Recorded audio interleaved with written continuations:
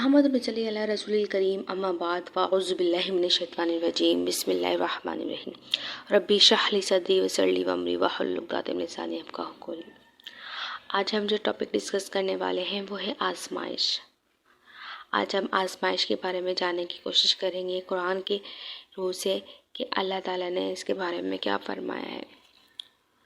آزمائش دراصل اردو زبان کا لفظ ہے، لیکن قرآن میں اسے مختلف ناموں سے پکارا جاتا ہے، جیسے کہ ابتلا، بلا، فتنہ، تحمیز۔ اللہ تعالیٰ قرآن مجید میں فرماتے ہیں کہ میں نے انسانوں کو پیدا کیا تاکہ ان کی آزمائش کر سکوں، ان میں سے کون بہتر عمل انجام دیتا ہے۔ ایک اور جگہ اللہ تعالیٰ ارشاد فرماتے ہیں، اس نے موت اور حیات کو اس لیے پیدا کیا کہ تمہاری آزمائش کرے کہ تم میں اچھے عمل کے اعتبار سے کون بہتر ہے، اور وہ صاحب عزت بھی اور بخشنے والا بھی۔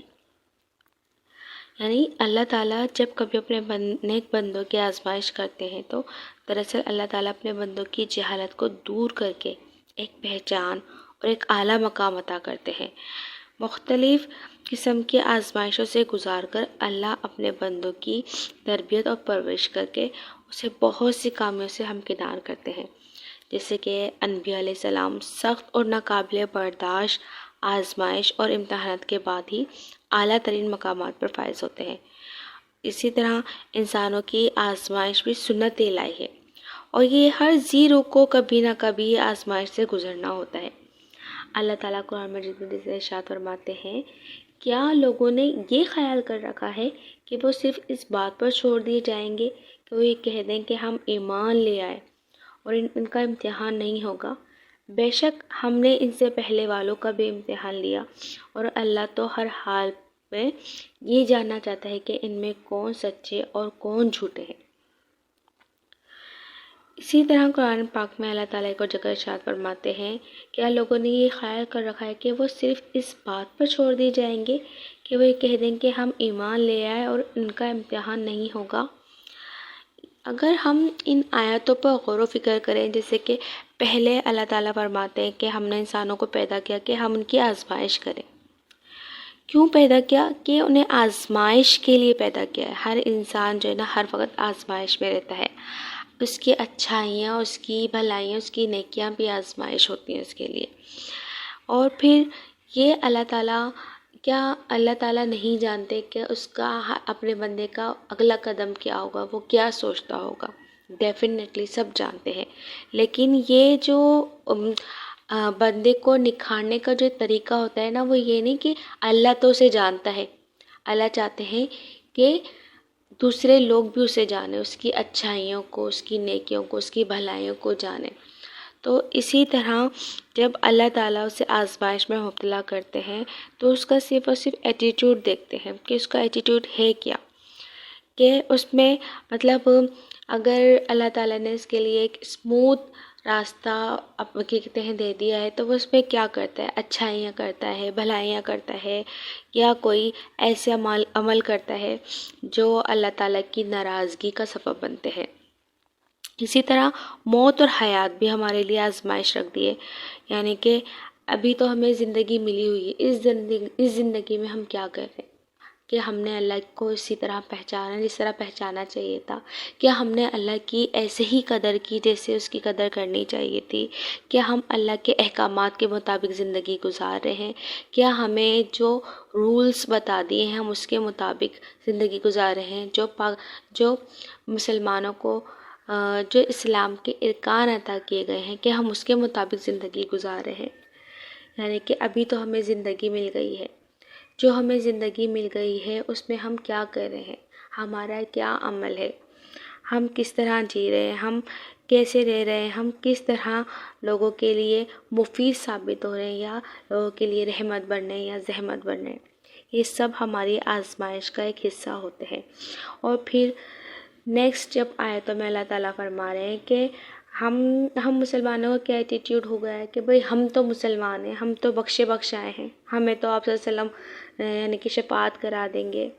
شاید یہ ہمارا یہ کہ کہتے ہیں کانسیپٹ صحیح نہیں ہے، یہ ہماری مسکنسیپشن ہے مسکنسیپشن پتہ ہے نا کیا ہوتی ہے؟ خوش فہمی ہے، یعنی کہ ہم کوئی اچھے عمل تو کریں نہیں، ہم یعنی کہ نماز قائم نہ کریں اور اللہ کے مطابق زندگی نہ گزاریں، لیکن ہم یہ سوچ لیں کہ نہیں بھئی ہم تو امت محمدیہ ہیں اور ہمیں تو کیا کہتے ہیں جنت کا پروانہ مل چکا ہے اور ہمیں تو آپ صلی اللہ علیہ وسلم شفاعت کرا لیں گے۔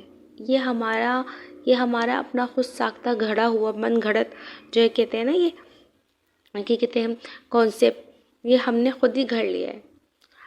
یہ اللہ تعالیٰ اس آیت میں کھل کر بتا رہے ہیں کہ کیا یہ خیال کر رکھا ہے کہ اس پر چھوڑ دی جائیں گی کہ وہ ایمان لے آئے اور ان کا امتحان نہیں ہوگا، حالانکہ ان سے پہلے والے لوگوں کا بھی امتحان لیا گیا ہے۔ تو یہ آپ کو امتحان سے گزرنا ہوتا ہے۔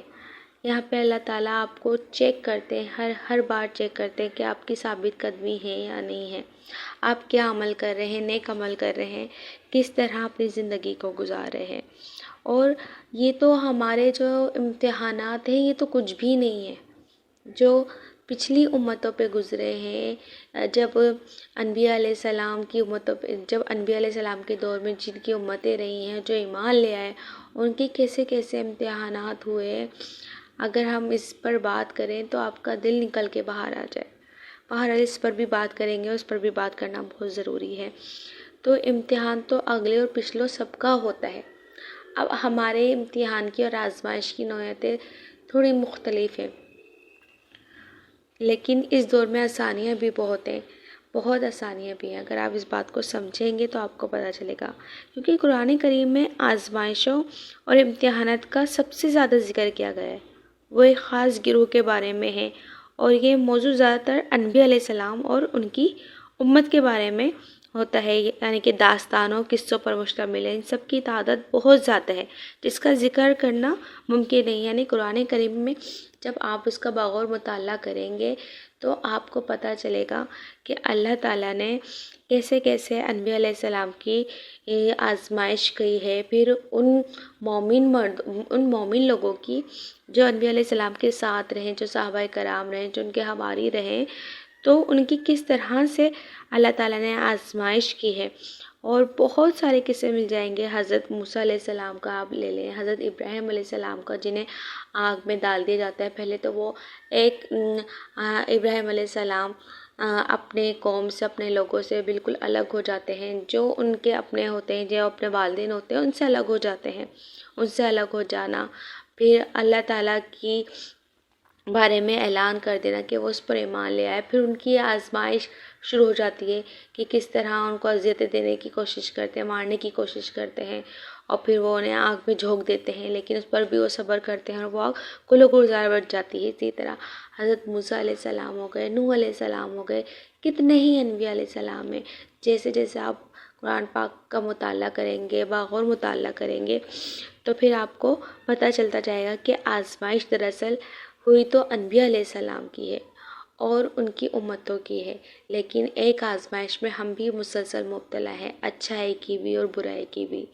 اللہ تعالیٰ ہم سب کو یہ سمجھنے کی توفیق عطا فرمائے۔ وآخر دعوانا الحمدللہ رب العالمین۔